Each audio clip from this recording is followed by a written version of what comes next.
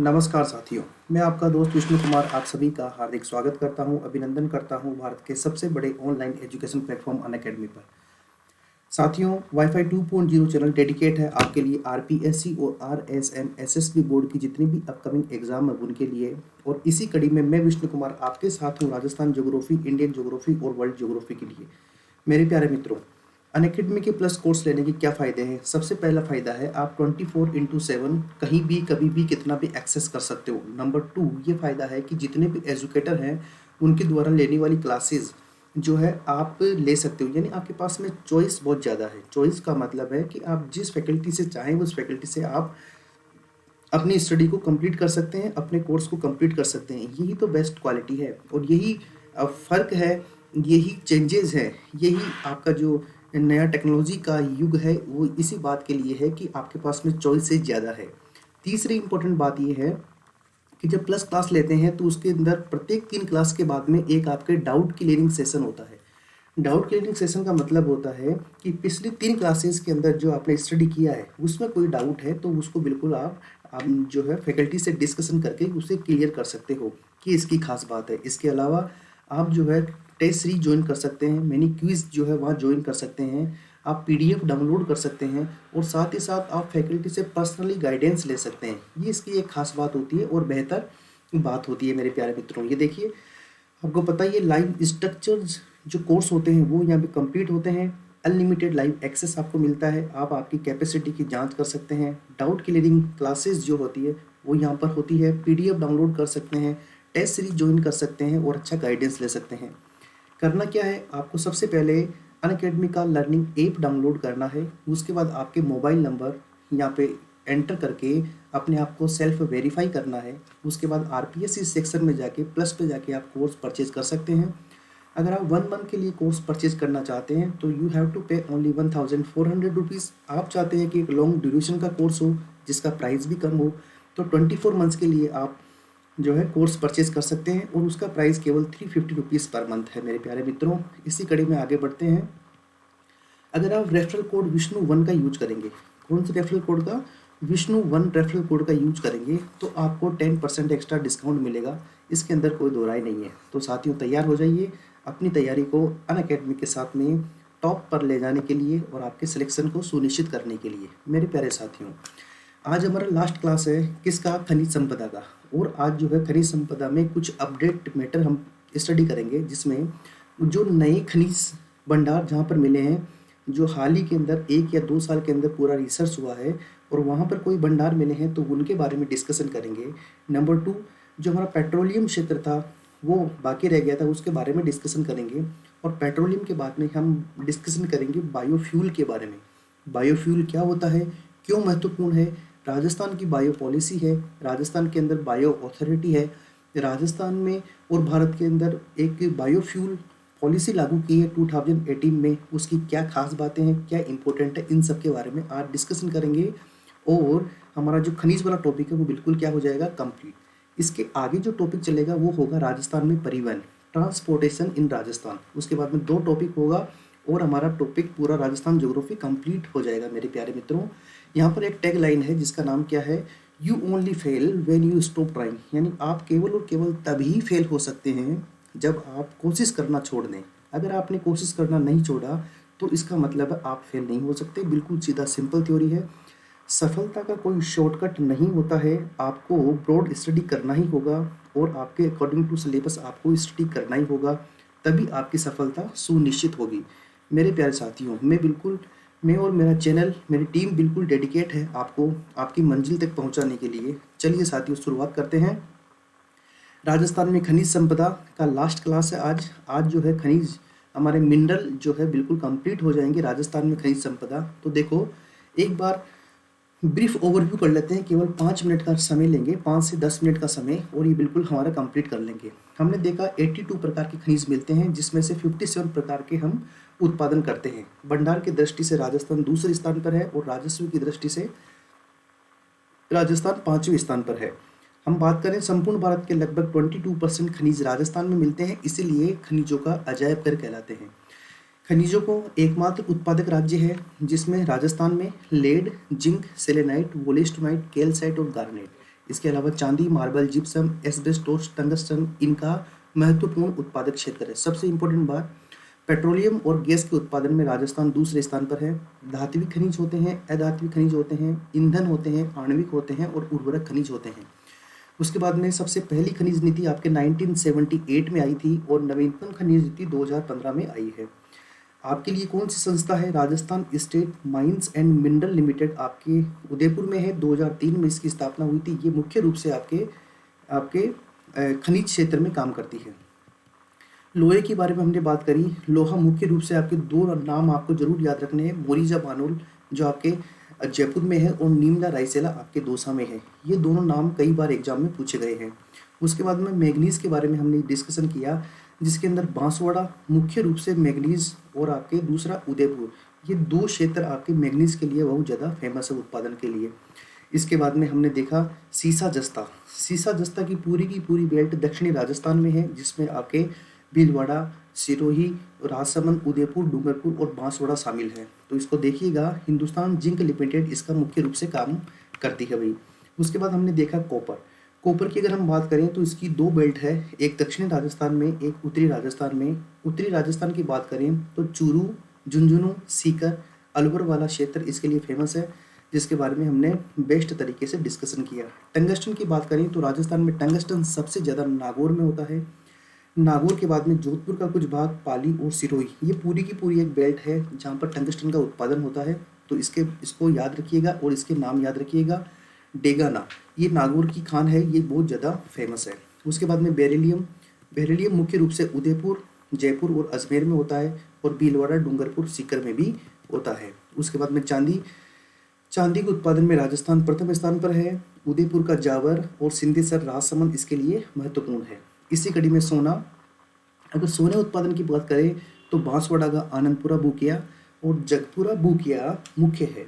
उदयपुर की बात करें तो रायपुर और दूसरा है खेड़ा, ये दोनों उदयपुर में है, गोल्ड प्रोडक्शन के लिए महत्वपूर्ण है। एस्बेस्टोस की बात करें तो उदयपुर और डूंगरपुर का ध्यान रखिएगा, रॉकवुड या फिर मिनरल सिल्क के नाम से जाना जाता है। फेल्सपार, सबसे ज़्यादा फेल्सपार आपके अजमेर में होता है, क्योंकि फेल और पास आपके आरपीएससी या अधीनस्थ बोर्ड करता है, जो कि अजमेर में है। ये प्रश्न आरएस प्री 2016 में आया था। अभ्रक। अभ्रक जो है मुख्य रूप से कहाँ पर मिलता है? आपके अजमेर में और उदयपुर में और टोंक में और भीलवाड़ा में आपके अभ्रक मिलता है। जिप्सम की बात करें तो मुख्य रूप से आपके जिप्सम जो है बीकानेर, नागौर और बाड़मेर में मुख्य रूप से मिलता है। रॉक फॉस्फेट की बात करें, ये एक उर्वरक खनिज है जो उदयपुर, जैसलमेर के अंदर मुख्य रूप से मिलता है। डोलोमाइट देख लेना आप, कोई विशेष महत्व नहीं है। सिलिका सैंड विशेष नहीं है। फायर क्ले विशेष नहीं है। बेराइट्स विशेष नहीं है। घिया पत्थर बहुत ज़्यादा इंपॉर्टेंट है, इसको थोड़ा अच्छे से देखिएगा। भीलवाड़ा, उदयपुर, दौसा, जयपुर, टोंक, यहाँ सब में घिया पत्थर मिलता है, इसे सोप स्टोन भी कहते हैं। इमारती पत्थर के बारे में मैंने आपको बता दिया था। संगमरमर के बारे में मैंने आपको बेहतर तरीके से डिस्कशन किया है, एग्जाम में आ सकता है। ग्रेनाइट के बारे में मैंने डिस्कशन किया है, कितने रंग का ग्रेनाइट होता है और कहाँ कहाँ पर मिलता है, इन सब के बारे में हमने क्या किया है, पूरी चर्चा करी है। चूना पत्थर बहुत ज़्यादा महत्वपूर्ण है, जिसमें से ये जो आपके सोनू क्षेत्र है जो आपके जैसलमेर का है, ये बहुत ज़्यादा महत्वपूर्ण है, इसका नाम याद रखिएगा। उसके बाद में पन्ना के बारे में देखा। काला गुमान क्षेत्र और कंजर खेड़ा क्षेत्र कई बार एग्जाम में पूछा गया है। अजमेर का भूभानी क्षेत्र ये महत्वपूर्ण है, ध्यान रखिएगा। हीरा, केसरपुरा याद रखना प्रतापगढ़ का क्षेत्र है, ये हीरे के लिए बहुत ज़्यादा फेमस है और एग्जाम की दृष्टि से भी महत्वपूर्ण है। तांबड़ा। तांबड़ा मुख्य रूप से आपके टोंक में मिलता है। टोंक के राजमहल, जनकपुरा, कुशालपुरा, गांवरी और अजमेर का सरवाड़, कम से कम ये 3 नाम तो आप जरूर याद रखिएगा, आपके एग्जाम पॉइंट ऑफ व्यू से महत्वपूर्ण है।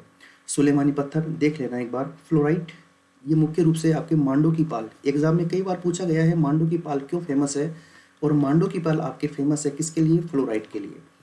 इसी कड़ी में हम आगे बढ़ते हैं। यूरेनियम बहुत ज़्यादा महत्वपूर्ण है, आज भी मैं यूरेनियम की थोड़ा सा डिस्कशन करूंगा। नए जो आपके जोधपुर में, बारां में और सीकर में इसके नए भंडार मिले हैं, इसके बारे में डिस्कशन करेंगे। प्लेटिनम, थोरियम, लिथियम और बिस्मिथ के बारे में हमने देखा। उसके बाद हमने देखा ग्रेफाइट, उसके बाद हमने देखा कोयला। कोयले के बारे में हमने बेहतर रूप से डिस्कशन किया। 4 प्रकार का कोयला होता है, मुख्य रूप से आपके बीकानेर, बाड़मेर, जैसलमेर और नागौर में मिलता है। आज हम बात करते हैं खनिज तेल के बारे में। खनिज तेल के बारे में हम बात करते हैं तो सबसे पहले आप ये देखिए कि खनिज तेल की हम बात करें तो खनिज तेल की प्राप्ति कहाँ से होती है। तो ध्यान रखिए साथियों, खनिज तेल की अगर प्राप्ति की बात करें तो ये आपके सेडिमेंट्री रॉक्स यानी अवसादी चट्टानों से आपके खनिज तेल की प्राप्ति होती है। कहाँ से प्राप्ति होती है? अवसादी चट्टानों से आपके खनिज तेल की क्या होती है भाई? प्राप्ति होती है। और ये होते क्या है? अगर आपसे पूछे कि बेसिकली जो खनिज तेल होता है ये होता क्या है, तो आप बताइएगा उसको कि साहब ये होता क्या है? हाइड्रोकार्बन के यौगिक होते हैं। क्या होते हैं ये? हाइड्रोकार्बन जो होता है, हाइड्रोकार्बन के क्या होते हैं? ये यौगिक होते हैं। हाइड्रोकार्बन के क्या होते हैं? यौगिक। तो ध्यान रखिएगा इस बात का। खनिज तेल मुख्य रूप से होते क्या हैं? आपके हाइड्रोकार्बन के यौगिक होते हैं और इनका मिश्रण होता है। इसे ही क्या बोलते हो आप? खनिज तेल बोलते हो। और कहाँ से मिलते हैं ये? आपके सेडिमेंट्री रॉक यानी अवसादी चट्टानों से मिलते हैं। आप जानते हो रॉक तीन प्रकार की होती है, एक आग्नेय यानी इग्निशियस रॉक बोलते हैं, दूसरा अवसादी चट्टान होती है और तीसरी कायांतरित चट्टान होती है। सबसे पहले आग्नेय चट्टान बनी थी, उसका जब डेप्रिसिएशन हुआ, उसका इरोजन हुआ, उसके बाद में जो लेयर बाय लेयर जमकर एक जो नई रॉक बनी, नई रॉक का फॉर्मेशन हुआ, उसे ही आप क्या बोलते हो? उसे ही आप बोलते हो अवसादी चट्टान या फिर आपके सेडिमेंट्री रॉक्स। बात समझ में आ गई आपको? तो यही ज़्यादा महत्वपूर्ण है। तो आगे देखिए, खनिज तेल के बारे में हमने बात करी कि ये हाइड्रोकार्बन के यौगिक होते हैं। तो देखो खनिज तेल की अगर हम बात करें तो भारत के अंदर प्रथम स्थान पर कौन है? भारत में प्रथम स्थान कौन है? तो ध्यान रखना, भारत में प्रथम स्थान आपके महाराष्ट्र है। कौन सा राष्ट्र है? महाराष्ट्र। ये भारत के अंदर प्रथम स्थान पर है। तो फिर राजस्थान की पोजीशन क्या है ये भी देख लेते हैं, क्योंकि ये आपके एग्जाम में पूछा जाएगा और ये आपके इकोनॉमिक सर्वे में लिखा हुआ है। राजस्थान का स्थान सेकंड है, यानी राजस्थान जो है खनिज तेल और प्राकृतिक गैस के उत्पादन में दूसरे स्थान पर आता है पूरे भारत में। अब दूसरे स्थान पर आता है तो कितना परसेंट? आपके इकोनॉमिक सर्वे में लिखा हुआ है कि पूरे भारत के कुल उत्पादन का लगभग 21 से 22% उत्पादन आपके राजस्थान करता है। और इसी क्रम में राजस्थान पूरे भारत में महाराष्ट्र के बाद में खनिज तेल के उत्पादन में सेकंड पोजीशन पे है। तो इस बात को ध्यान रखिएगा। ये कहाँ पर लिखा हुआ है? आपके इकोनॉमिक सर्वे में लिखा हुआ है। अगर आप चैप्टर ओपन करके देखेंगे तो जब चैप्टर शुरू होता है तो उसी के शुरू में ही एक बॉक्स बना के लिखा हुआ है कि यू हैव टू प्राइड, आपको जो है गर्व करना चाहिए कि यहाँ पर जो है सेकंड पोजीशन पे है राजस्थान आपके हाइड्रोकार्बन्स के प्रोडक्शन में। देखो इसकी कुछ खास बातें हैं। एक क्षेत्र है जिसका नाम है बाड़मेर, एक जिला है जिसका नाम है बाड़मेर, और बाड़मेर में एक क्षेत्र है जिसका नाम है गुढ़ामलानी। क्या नाम है भाई? गुढ़ामलानी। ये जो गुढ़ामलानी क्षेत्र है ये क्यों फेमस है? ये इसलिए फेमस है क्योंकि यहाँ पर विश्व में सबसे कम गहराई पर तेल मिला है। विश्व में सबसे कम गहराई पर तेल मिला है। कम गहराई पर तेल मिला है, इसका मतलब ये है कि तेल मिला है, यानी जो आपके हाइड्रोकार्बन्स है ये बाड़मेर के जो गुढ़ामलानी क्षेत्र है इसके अंदर सबसे ज़्यादा ऊपर मिले हैं पूरे विश्व में, और सभी जगह इससे नीचे मिले, यानी कुएं को बहुत ज़्यादा गहरा करना होता है। लेकिन आपके गुढ़ामलानी में ऐसा नहीं है, और ये विश्व में सबसे कम गहराई का क्षेत्र है गुढ़ामलानी, जहाँ पर आपके हाइड्रोकार्बन्स मिले हैं। और यहाँ का जो तेल है वो भी उच्च किस्म का मिला है। किस किस्म का मिला है? बेहतर किस्म का मिला है। बाड़मेर का ही एक क्षेत्र है जिसका नाम है बायतू। नाम सुना होगा आपने, बायतू। ये बायतू क्षेत्र जो है यहाँ पर एक कुआं खोदा गया है और इस कुएं से एक गैस की मात्रा मिली है जिसका नाम है गैसोलीन। क्या नाम है? गैसोलीन की मात्रा ज़्यादा मिली है। गैसोलीन की मात्रा ज़्यादा मिली है। अब आप बोलोगे साहब ये तो बताइए गैसोलीन काम किसके आती है? तो बिल्कुल मेरे प्यारे साथियों, गैसोलीन की मात्रा क्या मिली है? ज़्यादा मिली है। अब ये किस काम में आता है ये भी देख लीजिए। गैसोलीन जो होता है आपके वायुयान ईंधन के रूप में काम में आता है। किसके काम में आता है? वायुयान का जो ईंधन होता है, जो पेट्रोल होता है, जो आपके वायुयान के अंदर जो है फ्यूल को जो फिल किया जाता है वो आपके गैसोलीन युक्त होता है। तो बायतू बाड़मेर में आपके एक कुएं से गैसोलीन की मात्रा ज़्यादा मिली है जो वायुयान का ईंधन है। अब आप देख लीजिए कितना महत्वपूर्ण है। इसीलिए तो राजस्थान के अंदर देश की 26वीं रिफाइनरी लगाई जा रही है पचपदरा में, जिसका इन्वेस्टमेंट कितना है मालूम है आपको? 43,129 करोड़, यानी 43,129 करोड़ रुपए की परियोजना लागू की जा रही है, जो आपके राजस्थान में लगभग 1.5 लाख लोगों को डायरेक्ट और इनडायरेक्ट रूप से एम्प्लॉयमेंट प्रदान करेगी। बात समझ गए? तो ये कुछ चीज़ें हैं भाई जिनके बारे में हमें बेहतर तरीके से पता होना चाहिए। अब देखिए, हम खनिज तेल या प्राकृतिक गैस की बात करें तो हम ये देखें कि यहाँ पर देखो कौन कौन सी जो है, कौन कौन से क्षेत्र है। अगर मैं राजस्थान की बात करूँ तो ये आपका राजस्थान है, ठीक है, और ये नॉट ऑन स्केल है भाई, ये मैप क्या है, रोड नॉट ऑन स्केल, ये आपका धौलपुर है, ये आपका जैसलमेर है। तो देखिए, ये जो राजस्थान में खनिज तेल है, इस खनिज तेल के क्षेत्र हैं, इसके 4 क्षेत्र हमने बांटे हैं। कितने क्षेत्र बांटे हैं? हमने 4 क्षेत्र बांटे हैं। एक जो पहला क्षेत्र है वो ये वाला क्षेत्र है, ठीक है ना। और इस पूरे क्षेत्र को किस नाम से जानते हैं? इस नाम को इस क्षेत्र को हम जानते हैं बीकानेर नागौर बेसिन। किस नाम से जानते हैं? बीकानेर नागौर बेसिन के नाम से जानते हैं। तो ध्यान रखिएगा भाई, जिस प्रकार से मैं आपको स्टडी करवा रहा हूँ ठीक इसी प्रकार से अगर आप नोट्स बना लेंगे तो निश्चित तौर पे मान के चलिए क्वेश्चन गलत होने की संभावना नहीं रहेगी। बीकानेर नागौर बेसिन, ये पहला आपके तेल का क्या है? बेसिन है, यानी क्षेत्र है। दूसरा, जब थोड़ा सा आप नीचे आओगे तो यहाँ पर आपके यहाँ पर जो है एक क्षेत्र है, ठीक है, और इस क्षेत्र को आप क्या बोलते हो? इस क्षेत्र का दूसरा नाम है, और इस क्षेत्र का नाम है आपके, ये है आपके सांचौर,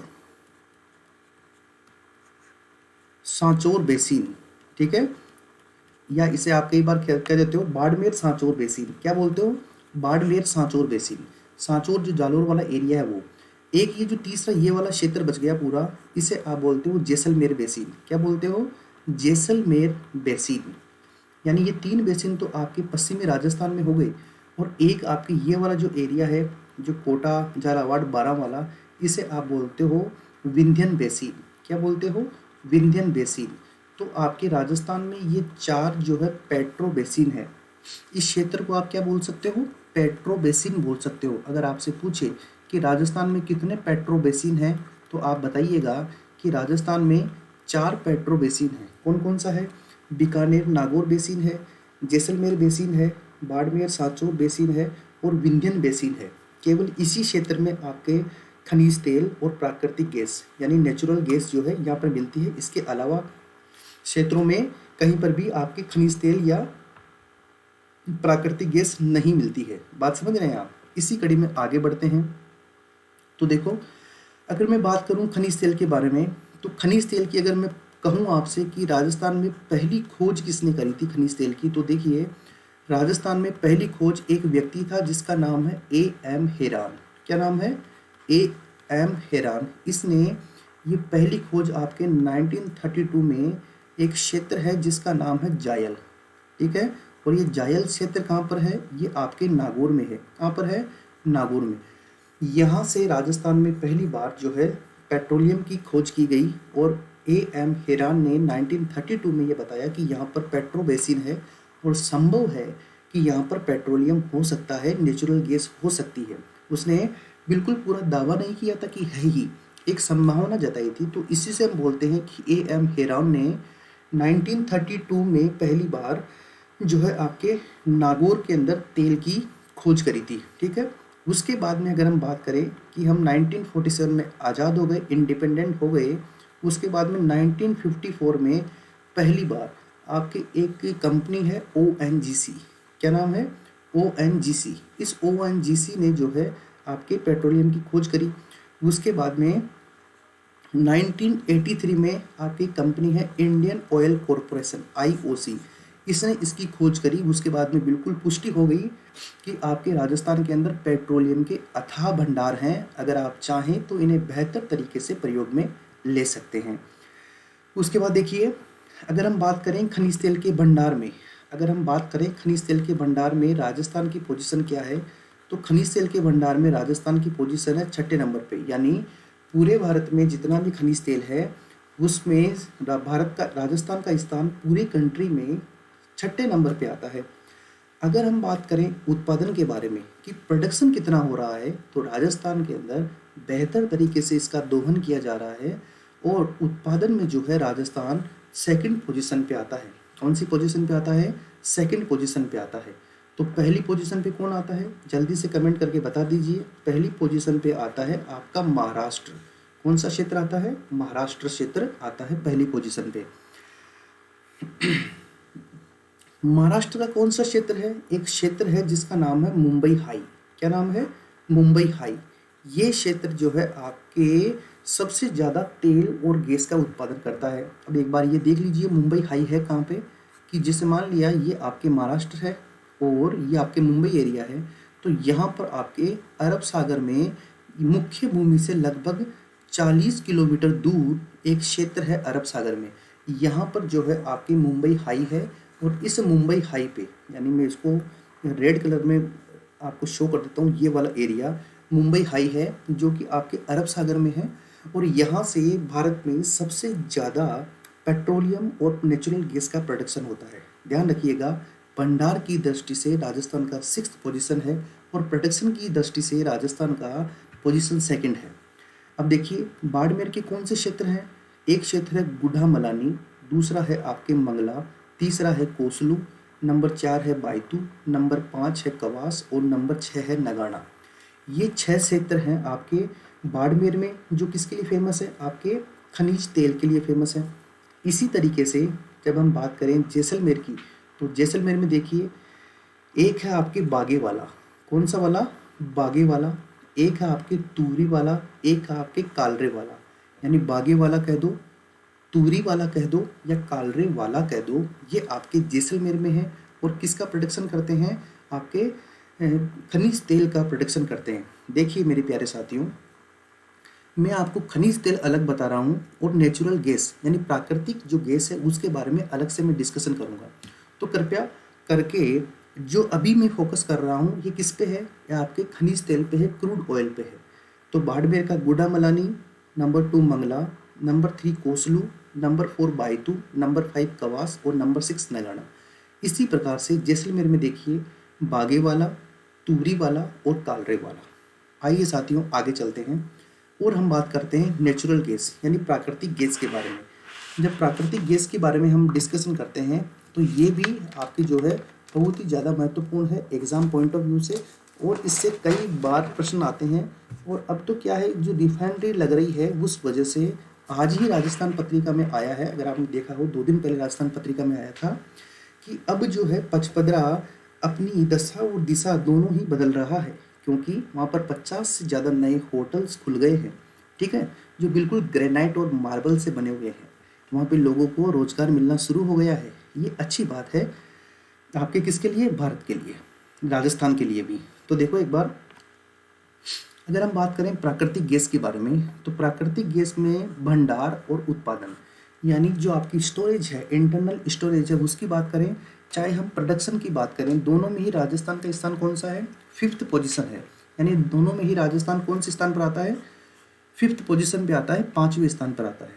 जैसलमेर की अगर हम बात करें तो जैसलमेर में देखिए एक क्षेत्र है घोटारू, एक क्षेत्र है आपके रामगढ़, एक क्षेत्र है गमने वाला, एक क्षेत्र है डांडे वाला, एक क्षेत्र है तनोट, एक है मनोहर टिब्बा।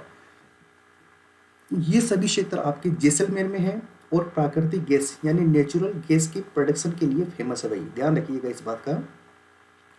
घोटारू हो गया, रामगढ़ हो गया, गमने वाला हो गया, डांडे वाला हो गया, तनोट हो गया और मनोहर टिब्बा हो गया। ये सभी के सभी किसके लिए फेमस है? ये आपके प्राकृतिक गैस यानी नेचुरल गैस जो है इसके उत्पादन के लिए फेमस है। और राजस्थान के बारे में आप जानते हो, राजस्थान इसके भंडार में और उत्पादन दोनों में ही कौन सी पोजीशन पे है? 5th पोजीशन में है। जबकि खनिज तेल की अगर हम बात करें तो भंडार में 6ठे स्थान पर है और उत्पादन में 2रे स्थान पर है। प्राकृतिक गैस की बात करें तो इसके अंदर कौन से स्थान पर है? 5th पोजीशन पे है। चलिए साथियों, अगर हम बात करें कोल बेड मीथेन की, तो पहले ये जानिए कि कोल बेड मीथेन होता क्या है। तो मेरी बात सुनिए, जब कोयला आपकी खान में होता है तो उस खान में ही उस कोयले को ब्रेक कर दिया जाता है और ब्रेक करने के बाद में उससे एक गैस का उत्पादन किया जाता है जिसका नाम है मीथेन। क्या नाम है? मीथेन। वो जो मीथेन का प्रोडक्शन होता है आपके किस में? पूरी की पूरी माइन में, तो उसे ही आप बोलते हो कोल बेड मीथेन। और राजस्थान का इसके अंदर 2रा स्थान है। यानी कोल बेड मीथेन की बात करें तो राजस्थान कौन सी पोजीशन पे है? 2nd पोजीशन पे है। और पहली पोजीशन पे कौन है? झारखंड। फिलहाल झारखंड से कोई मतलब नहीं है हमें। हमें तो किससे मतलब है, राजस्थान से मतलब है। और राजस्थान ये आपके आरपीएससी या आपके अधीनस्थ बोर्ड या पटवारी वाली एग्जाम में इस बात को पूछा जाने की पूरी पूरी संभावना है। तो देखिए, अगर हम बात करें कि यहाँ पर कौन कौन सी कंपनीज काम करती है, तो देखो, एक आपकी कंपनी है कैन एनर्जी, दूसरी कंपनी है ऑयल इंडिया, तीसरी कंपनी है ओएनजीसी, नंबर 4 है आपके फिनिक्स, नंबर 5 है ऑक्सीज। ये कंपनियां जो है आपके पेट्रोलियम और प्राकृतिक गैस का क्या करती है भाई, उत्पादन करती है। चारों बेसिन की बात हमने देख ली। प्राकृतिक गैस के बारे में कुछ चीज़ें और हैं, इनके बारे में भी एक बार देख लीजिए। अगर हम बात करें राजस्थान में प्राकृतिक गैस की, किसकी बात करें, नेचुरल गैस की अगर हम बात करें, तो इसके सबसे ज़्यादा जो भंडार हैं, ठीक है, वो कहाँ पर है, वो आपके जैसलमेर में है। यानी आपसे पूछे कि राजस्थान में सर्वाधिक नेचुरल गैस के भंडार कहाँ पर है, तो आपके जैसलमेर में है। अगर आपसे पूछे कि प्राकृतिक गैस का पहला कुआं जो है वो कहाँ पे खोदा गया, तो एक जगह है जिसका नाम है डांडेवाला। क्या नाम है, डांडेवाला। और डांडेवाला जो जगह है वो किस लोकेशन में है, वो आपके जैसलमेर में है। कहाँ पर है, जैसलमेर में। तो इस क्षेत्र में क्या है आपके, इसका ये पहला कुआं है, और इस क्षेत्र में क्या है आपके, पहला कुआं ओपन किया गया या खोदा गया, डांडेवाला। और डांडेवाला कहाँ पर है, जैसलमेर में है। समझ आ रहा है कि नहीं आ रहा, तो ध्यान रखिएगा, ये डांडेवाला एग्जाम में पूछा जा सकता है, इसलिए थोड़ा सा संभल के काम में लीजिएगा। देखो साथी, एक गैस होती है जिसका नाम है हीलियम। क्या है, हीलियम। आपको ये जानकर खुशी होगी कि एक क्षेत्र है आपके जिसका नाम है गोटारू। क्या नाम है, गोटारू। और गोटारू जो क्षेत्र है वो कहाँ पर है मेरे प्यारे साथियों, वो आपके जैसलमेर में है। कहाँ पर है, जैसलमेर में। और इस क्षेत्र से आपके हीलियम के भंडार मिले हैं गोटारू क्षेत्र से। और ये भंडार भी कितने हैं, आपको जानकर ताजुब होगा, लगभग 1 अरब घन मीटर। कितने, 1 अरब घन मीटर के क्या मिले हैं यहाँ पर, भंडार मिले हैं। तो सोचिए, ये चीज़ें वो है जो राजस्थान की दशा और दिशा दोनों को बदल सकती है। बात समझ आ रही है आपके। तो ये 1 अरब घन मीटर के भंडार हीलियम के मिले हैं आपके गोटारू क्षेत्र से। और गोटारू क्षेत्र कहाँ पर है, आपके जैसलमेर वाले क्षेत्र में स्थित है। इसके अलावा देखिए, एक आपके क्षेत्र है जिसका नाम है मनीहारी टिब्बा। क्या नाम है, मनीहारी टिब्बा। मनीहारी टिब्बा के पास, मनीहारी टिब्बा जो क्षेत्र है इसके पास से ही एक क्षेत्र है जिसका नाम है कमलताल। क्या नाम है, कमलताल। इस कमलताल से लगभग 20 करोड़ घन मीटर, कितनी, 20 करोड़ घन मीटर, 20 करोड़ घन मीटर आपके किसके भंडार मिले हैं, गैस के क्या मिले हैं, भंडार मिले हैं। बात समझ रहे हैं आप, देखिए कितनी बड़ी बात है। और ये जो 20 करोड़ घन मीटर के भंडार हैं, ये आपके राजस्थान में कितना ज़्यादा एनर्जी प्रोडक्शन करेंगे और कितना रेवेन्यू या राजस्व अर्जित करेंगे, एक अनुमान लगाइए आप। और जब इसका प्रोडक्शन हम करेंगे तो कितने लोगों को ये आपकी जो है रोजगार प्रदान करते हैं। इसलिए ये सब चीज़ें बहुत ज़्यादा महत्वपूर्ण होती है और आपके एग्ज़ाम पॉइंट ऑफ व्यू से बहुत ज़्यादा महत्वपूर्ण है। इसी तरीके से हम देखें, एक आपके प्राकृतिक गैस का क्षेत्र है मंगला। और मंगला जो क्षेत्र है ये आपके बाड़मेर में है। कहाँ पर है, बाड़मेर में। और इसी तरीके से एक आपके क्षेत्र है जिसका नाम है नगाना।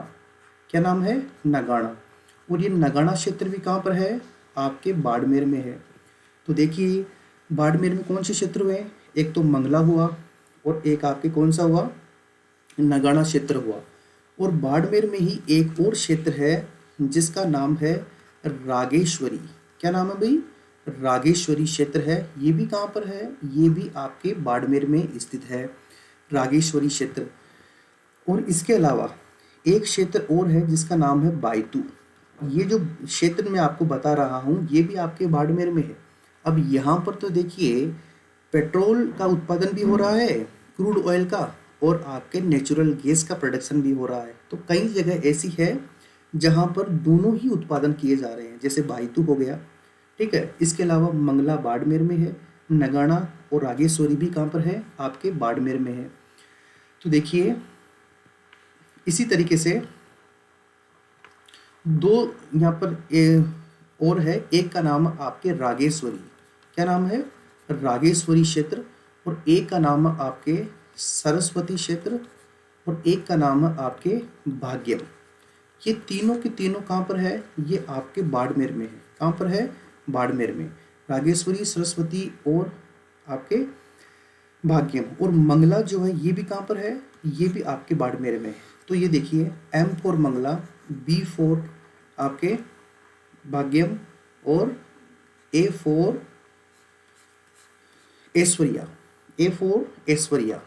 यानी ये तीन जो आपके तेल के कुएं हैं, M for Mangala, B for आपके भाग्यम और A फॉर ऐश्वर्या, इन तीनों को MBE के नाम से जानते हैं। अगर आपसे पूछे कि हमारे पेट्रोलियम जो क्षेत्र है, उत्पादक क्षेत्र है, वहाँ पर MBE के नाम से किसे जाना जाता है, तो M for Mangala, B for Bhagyam और A फॉर आपकी ऐश्वर्या। तो देखिए एक बार, मंगला, ऐश्वर्या, विजया, भाग्यम, शक्ति, कामेश्वरी, रामेश्वरी, सरस्वती, ये सभी बाड़मेर में है और आपके गैस व तेल क्षेत्र है। क्या है ये, आपके गैस व तेल क्षेत्र है।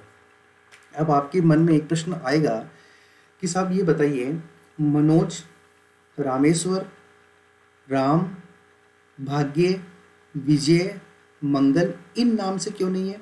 तो साथियों, ये जो आपके तेल के कुएं आपको दिखाई दे रहे हैं, या जो प्राकृतिक गैस के क्षेत्र आपको दिखाई दे रहे हैं, ये महिला सशक्तिकरण का प्रतीक है। इसलिए इनके नाम किस पर रखे गए हैं, महिलाओं के नाम पर रखे गए हैं। चलिए आगे बढ़ते हैं।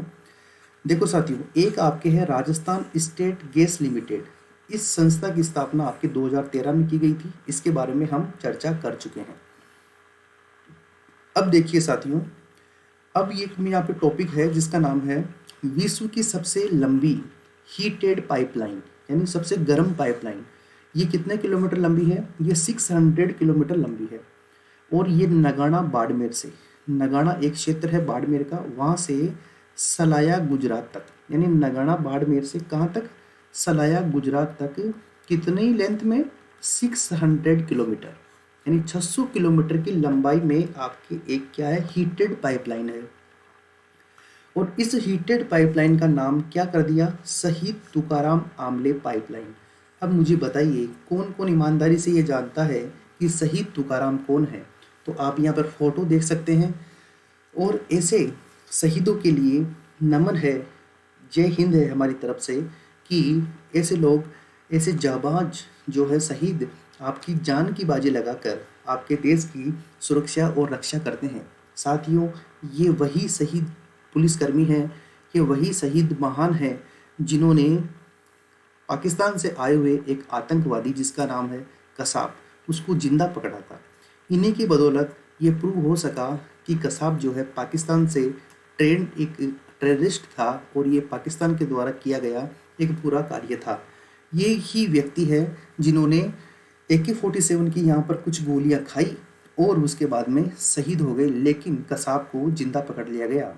तो ऐसे व्यक्ति हैं, इसीलिए इनके सम्मान में इस विश्व की सबसे लंबी हीटेड पाइपलाइन का नाम, जो कि नगाड़ा बाड़मेर से सलाया गुजरात तक है, जिसकी लंबाई 600 किलोमीटर है, इसका नाम कर दिया शहीद तुकाराम आमले पाइपलाइन। ठीक है, और ये महाराष्ट्र के थे। अगर आपसे पूछे राजस्थान में रतन जोत से बायोडीजल की रिफाइनरी, यानी रतन जोत से बायोडीजल बनाने की रिफाइनरी कहाँ पर लगाई गई है, तो ये लगाई गई है आपके कालरावास में। और कालरावास कहाँ पर है, उदयपुर में। इसी तरीके से अगर आपसे पूछे कि बायोडीजल प्लांट, यानी राजस्थान में बायोडीजल प्लांट कहाँ पर लगाया गया है, तो ये लगाया गया आपके झामर कोटड़ा में। और झामर कोटड़ा कहाँ पर है, आपके उदयपुर में है। कहाँ पर है, उदयपुर में। तो ध्यान रखिएगा। इसके अलावा अगर आपसे पूछे कि राजस्थान में जैतून रिफाइनरी कहाँ पर लगाई गई है, तो ये आपके लूणकरणसर, जो कहाँ पर है, आपके बीकानेर में है। यहाँ पर जो है आपके ये जैतून रिफाइनरी लगाई गई है, और राजस्थान ऐसा करने वाला पहला राज्य है। आ जाइए साहब, अब हम बात करते हैं हमारी मुख्य रिफाइनरी की। राजस्थान की रिफाइनरी की अगर हम बात करें तो सबसे पहले ये देखिए, ये कहाँ पर है, ये पचपदरा बाड़मेर में है। पचपदरा में आप जानते हो खारे पानी की एक झील भी है, और ये आपका बाड़मेर है। इस क्षेत्र में आपकी यहाँ पर रिफाइनरी लगाई जा रही है, जो कहाँ पर है, पचपदरा बाड़मेर में है। नंबर 1 बात। नंबर 2, इसका कैपेसिटी कितना है, 9 मिलियन टन। कितना है, 9 million metric ton. 9 million metric ton इसका क्या है, इसकी क्षमता है, इसकी कैपेसिटी है। अब देखिए इसमें राजस्थान सरकार की हिस्सेदारी कितनी है, 26%, और HPCL की हिस्सेदारी कितनी है, 74%। तो ये भी प्रश्न आपके एग्जाम में आया हुआ है कि HPCL के साथ में कौन सी संस्था या कौन सी सरकार राजस्थान की रिफाइनरी को बनाने में मददगार है। तो उसका आंसर क्या था, राजस्थान सरकार, और उसका कैपेसिटी, उसका परसेंटेज कितना है, 26%। इसका मतलब ये हुआ अगर इसमें 100 रुपये खर्च होंगे तो 26 रुपये आपके राजस्थान सरकार देगी और 74 रुपये आपके कौन देगा, HPCL देगा। और इसी कड़ी में जब प्रॉफिट होगा तो 26 रुपये का प्रॉफिट किसका होगा, राजस्थान गवर्नमेंट का होगा, और 74% प्रॉफिट किसका होगा, HPCL का होगा। इसकी लागत कितनी है, तो लागत देखिए 43,129 करोड़ रुपीस, यानी 43,129 करोड़ रुपए की इसकी क्या है, लागत है। ये देश की 26वीं रिफाइनरी है, यानी 26 रिफाइनरी है, और ये BS मानक 6 के ऊपर आधारित है। यानी ये जो है आपके वायु प्रदूषण बहुत न्यूनतम करेगी, बहुत ज़्यादा ग्रीन होगा, उच्च तकनीक का इसके अंदर समावेश होगा, इसलिए इसे ग्रीन रिफाइनरी भी कहा जा रहा है। क्या कहा जा रहा है, ग्रीन रिफाइनरी। आप ये फोटो देख सकते हो, ये भी लेटेस्ट 2 महीने पहले की फोटो है, जो राजस्थान पत्रिका के अंदर आई थी कि कार्य बड़े जोर शोर से चल रहा है यहाँ पे। तो आप यहाँ पर ये देख सकते हो। भारत की बात करूँ तो भारत के अंदर जो पहली रिफाइनरी थी वो कहाँ पर थी, डिगबोई असम में थी। कहाँ पर थी, डिगबोई असम में। और आपको बता दूं मैं, इस रिफाइनरी का 2014 में 2014 में श्रीमती सोनिया गांधी जी ने इसका क्या किया था, उद्घाटन किया था।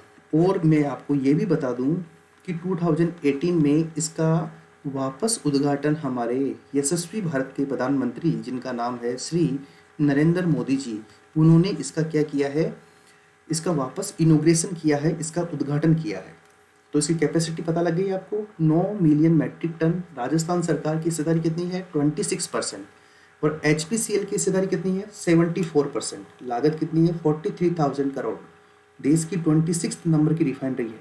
और पहली रिफाइनरी कब लगी थी पूरे भारत में, असम डिगबोई 1901 यानी 1901 में। चलिए, पहली सार्वजनिक क्षेत्र की रिफाइनरी 1962 में लगी थी गुवाहाटी असम में। और सबसे बड़ी रिफाइनरी कहाँ पर है, जामनगर गुजरात में है, जो कि रिलायंस की रिफाइनरी है। किसकी है, रिलायंस की। ये रिलायंस की रिफाइनरी है आपके कहाँ पर, जामनगर गुजरात में, जो कि सबसे बड़ी रिफाइनरी है आपके पूरे भारत में। और ये कहाँ पर है, ये आपके अरब सागर के तट पर है। ठीक है, यहाँ पर है। तो ये हुई मेरे प्यारे साथियों बात किसकी, रिफाइनरी के बारे में।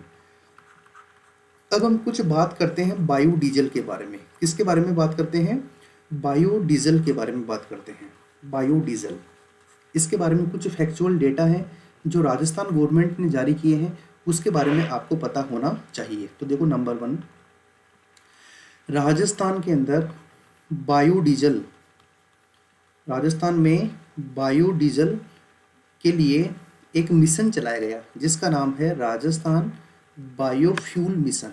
क्या नाम है, राजस्थान बायोफ्यूल मिशन। ये जो बायोफ्यूल मिशन है ये आपके सितंबर 2005 के अंदर प्रारंभ किया गया। और इस मिशन के जो अध्यक्ष हैं वो कौन है, वो आपके राजस्थान के मुख्यमंत्री यानी चीफ मिनिस्टर इसके अध्यक्ष होते हैं। तो पहला पॉइंट ये हो गया। दूसरा पॉइंट देखिए, इसका मुख्य उद्देश्य क्या है, यानी ये राजस्थान बायोफ्यूल मिशन जो 2005 में शुरू किया गया था, इसका मुख्य उद्देश्य क्या है। एक आपके पौधा आता है जिसका नाम है करंज, एक आपके पौधा आता है जिसका नाम है रतनजोत। तो करंज या रतनजोत ये किसके पौधे हैं, ये बायोडीजल के पौधे हैं। यानी इन पौधों को जब उगाते हैं तो इनका जो फल होता है उससे हम बायोडीजल प्लांट में, उससे रिफाइनरी के अंदर उसका यूज करके क्या बनाते हैं, बायोडीजल बनाते हैं, जिसको हम पेट्रोल के साथ में और डीजल के साथ में मिक्स करते हैं, जिससे जो उसके प्रदूषण की मात्रा होती है उसमें क्या आती है, कमी आती है।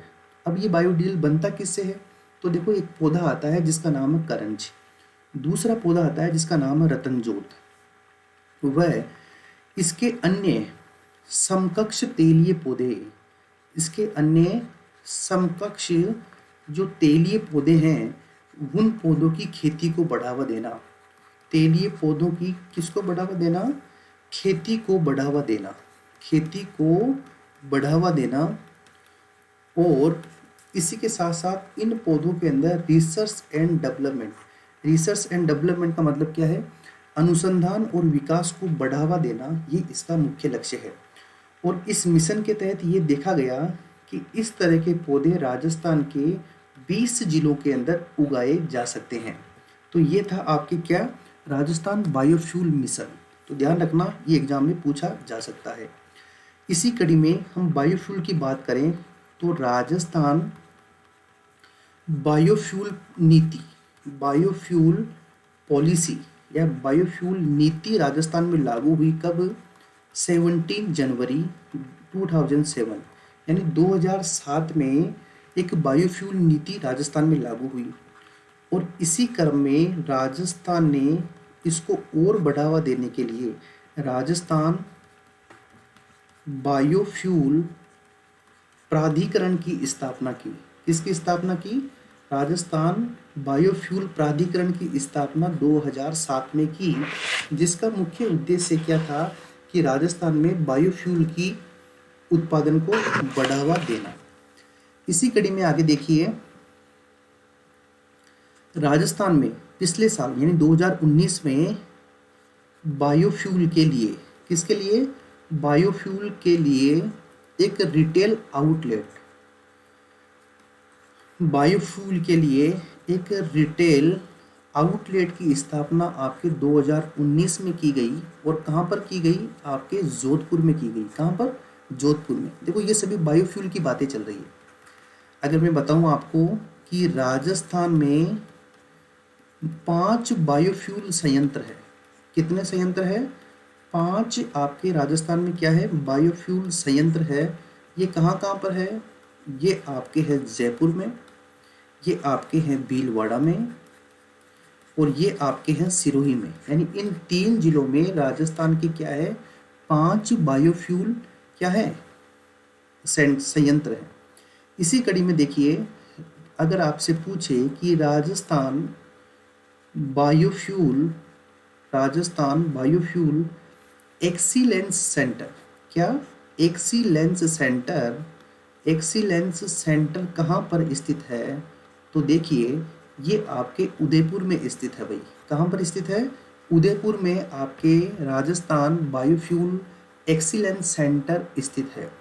ठीक है, तो ये कुछ बायोफ्यूल के बारे में बात हुई जो कि आपके एग्जाम पॉइंट ऑफ व्यू से महत्वपूर्ण है। हम बात करें भारत सरकार की, तो देखिए राष्ट्रीय बायोफ्यूल नीति, नेशनल बायोफ्यूल पॉलिसी आपके सन 2018 के अंदर आई। कब आई? 2018 में। इसका मुख्य उद्देश्य क्या था ये भी देख लीजिए, एग्जाम में पूछा जा सकता है। राष्ट्रीय बायोफ्यूल नीति 2018, जो भी आपके बायोडीजल के पौधे हैं, यानी जो तेलीय बीजों का उत्पादन बढ़ाना, बीजों का क्या बढ़ाना? उत्पादन बढ़ाना, और उनकी मार्केटिंग करना। क्या करना? उनकी मार्केटिंग करना और उनका प्रचार प्रसार करना इस नीति का मुख्य उद्देश्य रहा। दूसरा बात देखिए, 2022 तक जो हम कच्चा तेल आयात करते हैं, कच्चे तेल का क्या करते हैं? आयात करते हैं, उसमें 10% की कमी करना। कितनी कमी करना? 10% की कमी करना, ये इसका दूसरा उद्देश्य है। तीसरा उद्देश्य क्या है? 2030 तक पेट्रोल में, यानी जो पेट्रोल है आपका, इस पेट्रोल में इथेनॉल जो है 20% तक, वह डीजल में 5% तक इथेनॉल मिश्रण करने का टारगेट लिया है। अब आप बोलोगे साहब इससे क्या होगा? तो राष्ट्रीय बायोफ्यूल पॉलिसी 2018 जो है जो भी आपके रतनजोत हो गया, करंज हो गया, इस तरह के जो तेलीय बीज हैं जिससे बायोडीजल बनता है, बायोफ्यूल बनता है, उसके प्रोडक्शन को बढ़ाना है, उसकी मार्केटिंग करना है और उसका प्रचार प्रसार करना है। आप जानते हो आत्मनिर्भर भारत के तहत राजस्थान में या पूरे भारत में वोकल फॉर लोकल की चर्चा ज़्यादा चल रही है, यानी स्वदेशी चीज़ को हम अपनाएं भी और साथ ही में उसका गर्व से प्रचार भी करें। यही है वोकल फॉर लोकल का मतलब। ठीक है, लोकल फॉर वोकल। तो देखिए 2022 तक कच्चा तेल जितना हम आयात करते हैं खाड़ी देशों से, उसमें 10% की कमी लाना और 2030 तक पेट्रोल में इथेनॉल की मात्रा 20% तक बढ़ाना और डीजल में 5% तक बढ़ाना ही इसका मुख्य उद्देश्य रखा गया है। ये सब किस लिए लगाया जा रहा है कि बायोडीजल के ऊपर हम ज़्यादा डिपेंडेंस रहें और बायोडीजल हम भारत के अंदर ही जो पौधे लगाए जाते हैं उससे बनाएं। इसलिए तो राजस्थान ने देखो क्या क्या किया है। राजस्थान ने देखो बायोडीजल प्लांट लगाया है झामर कोटड़ा उदयपुर में। रतनजोत से बायोडीजल बनाने की रिफाइनरी कालरावास उदयपुर में लगाई है। बायोफ्यूल मिशन 2005 में बनाया है। बायोफ्यूल नीति 2007 में लागू की है। बायोफ्यूल अथॉरिटी का गठन 2007 में किया गया है। बायोफ्यूल के लिए रिटेल आउटलेट 2019 में जोधपुर में स्थापित किया गया है। 5 बायोफ्यूल संयंत्र है आपके राजस्थान में। और सबसे बड़ी बात, राजस्थान में बायोफ्यूल एक्सीलेंस सेंटर, जो कि कृषि के अंदर हमने देखा था कि अनार के लिए एक्सीलेंस सेंटर आपके कहाँ पर है, बस्सी में है। खजूर के लिए कहाँ पर है, भोजका फार्म में है। फलों के लिए अमरूद के लिए कहाँ पर है, टोंक में है। और इसी प्रकार खट्टे फल के लिए कहाँ पर है, नानता कोटा में है। फल के लिए मसाले के लिए कहाँ पर है, आपके झालावाड़ में है। और जैविक कृषि के लिए सेंटर ऑफ एक्सीलेंस कहाँ पर है, आपके झालावाड़ में है। ठीक उसी प्रकार राजस्थान बायोफ्यूल एक्सीलेंस सेंटर कहाँ पर है, उदयपुर में है। तो ये बहुत ज़्यादा महत्वपूर्ण है भाई। और राष्ट्रीय बायोफ्यूल पॉलिसी 2018 में आई है, इसके अंदर कोई डाउट नहीं है, इसकी मैंने आपको बता दी है इम्पोर्टेंट क्या है। अब आ जाइए कुछ 2-3 बातें और है। राजस्थान में नए आपके यूरेनियम के भंडार मिले हैं। यूरेनियम के क्या मिले हैं, भंडार मिले हैं। तो देखो ये कहाँ पर मिले हैं यूरेनियम के भंडार, जो आपका खंडेला क्षेत्र है।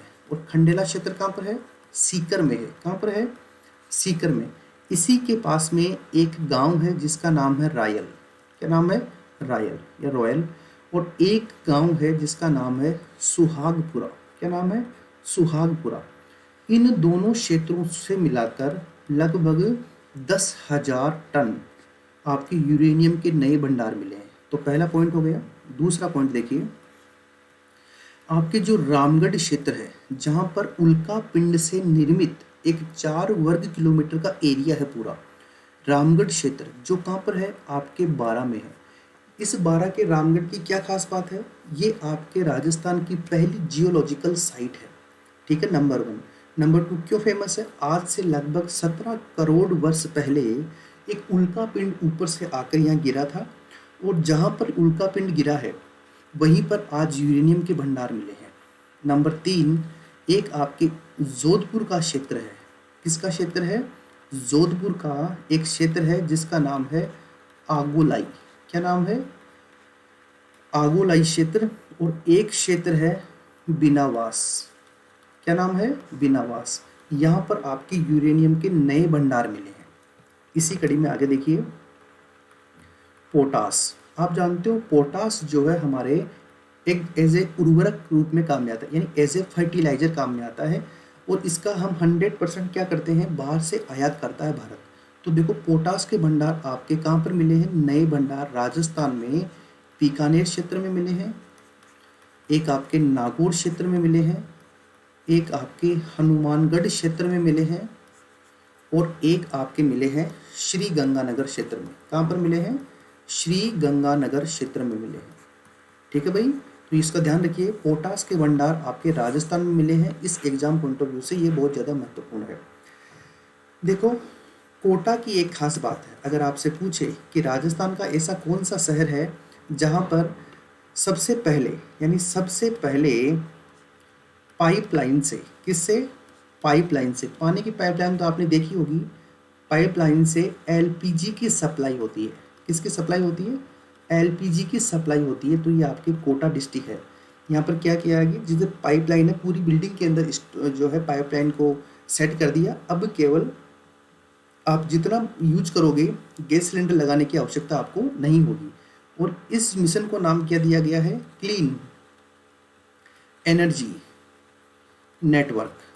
इस मिशन को क्या नाम दिया गया है, क्लीन एनर्जी नेटवर्क नाम दिया है।